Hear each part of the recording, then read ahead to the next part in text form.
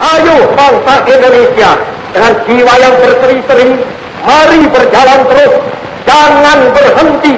Revolusimu belum selesai, jangan berhenti, sebab siapa yang berhenti akan diseret oleh sejarah, dan siapa yang menentang corak dan arahnya sejarah, tidak peduli tiada bangsa apapun, dia akan dikilap oleh sejarah itu sama sekali. Selamat datang di channel Tiara Java. Hari ini 28 Maret 2022. Saya berada di lahan bawang merah blok 2 yang usianya sudah 7 hari setelah tanam. Pada usia ini terlihat pertumbuhannya sudah merata. Kalau istilah di Nganjuk itu biur, kalau di tempat kami bior. Jadi seperti ini kondisinya. Sudah tumbuh merata. Kemarin lusa ini tergenang air hujan karena hujan sangat deras pada musim penghujan ini. Sebelumnya tidak pernah sederas seperti kemarin lusa. Jadi ini tergenang tapi tidak sampai menutupi pucuk tanaman. Sedangkan di bagian sana yang terlihat lebih putih itu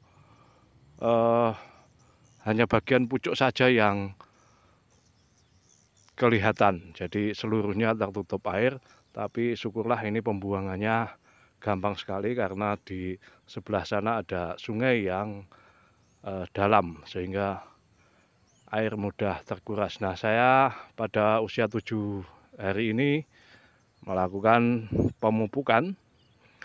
Pemupukan pertama melalui kocor.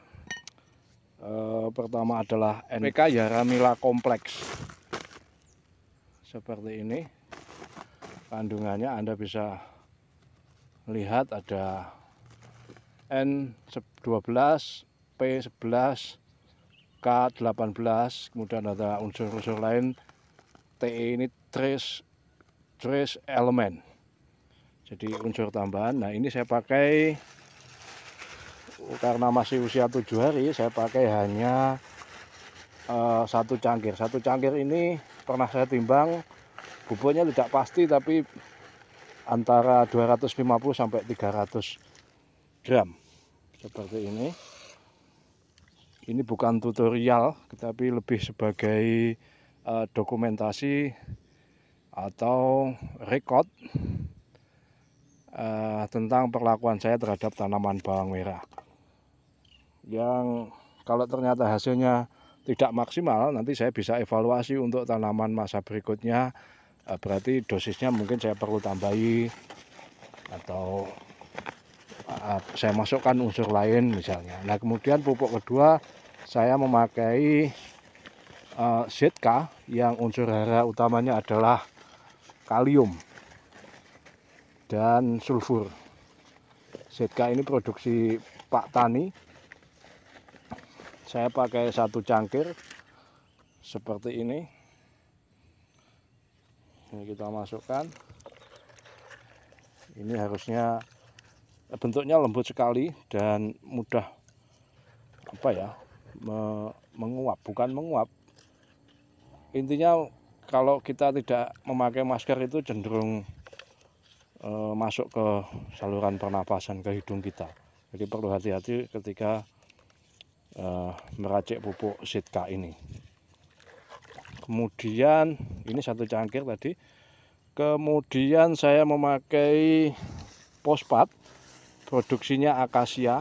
Saya kehabisan produk Belarusia, jadi ini memakai akasia, harganya 120 atau 125.000 gitu. Kandungan utamanya fosfat 20% dan magnesium 5%. Saya kira ini yang lebih baik Belarusia karena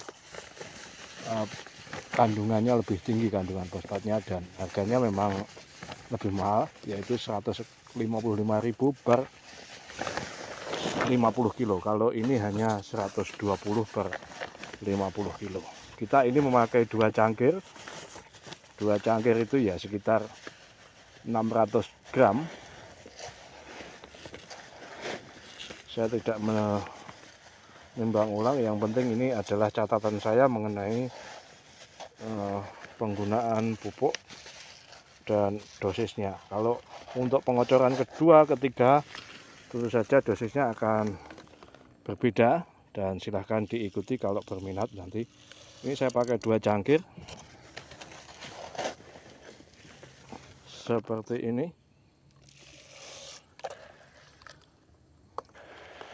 Ini untuk kapasitas jerigen 20 liter.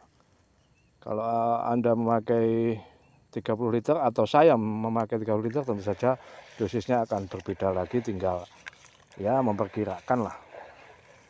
Tidak ada aturan baku mengenai begini kecuali saran di kemasannya, tapi seringkali dalam saran itu terlalu sedikit, misalnya KNO. Oke, bahan berikutnya adalah CaCO3 atau kalsium karbonat. Ini saya pakai 2 jembung istilahnya kalau di tempat kami, 2 gelas dari metal ini yang besar. Ini saya pakai 2 jembung seperti ini.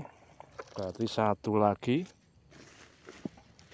Ini perlu saya kasih banyak, biasanya hanya 2 cangkir kecil, tapi ini 2 jembung karena hampir tiap hari hujan kecuali 2 hari ini. Jadi saya kira ini penting untuk menaikkan pH tanah atau keasaman tanah tepatnya. Selanjutnya adalah regen tabur atau regen padat yang saya cairkan. Ini saya pakai 2 cangkir. Jadi untuk membasmi hama di dalam tanah. Kemudian nanti kita tuangkan di dalam jerigen ini dan siap kita kocorkan di lahan. Tadi sudah saya coba untuk 1 jerigen ini bisa menjadi 3 bedengan, 1, 2, 3. Dan selanjutnya kita kocorkan dan tidak perlu, ini kan ada semacam tuas remnya untuk membuka dan menutup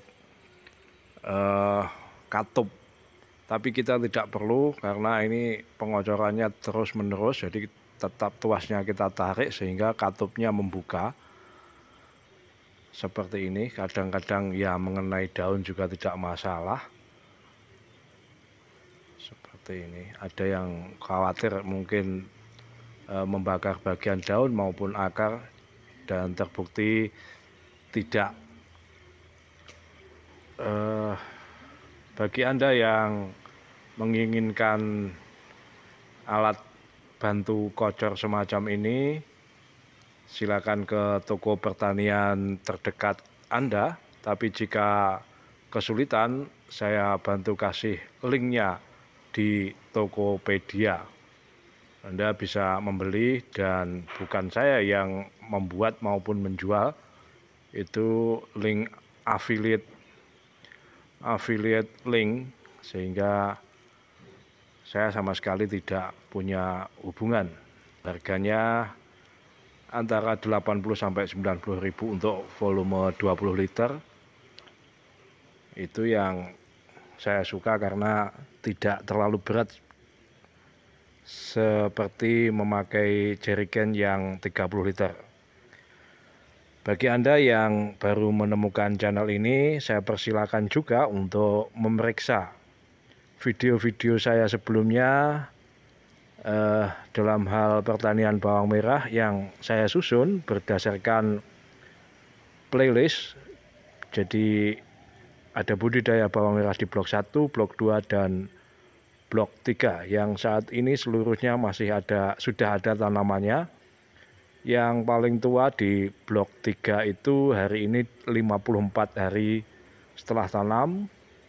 Kemudian di blok 1 berselisih sekitar 1 bulan, dan ini baru di blok 3 baru 7 hari. Demikian kawan-kawan apa yang bisa saya bagikan kali ini. Ada kekurangan atau ketidakjelasan informasi yang saya sampaikan, saya mohon maaf dan matur sembah nuwun. Salam.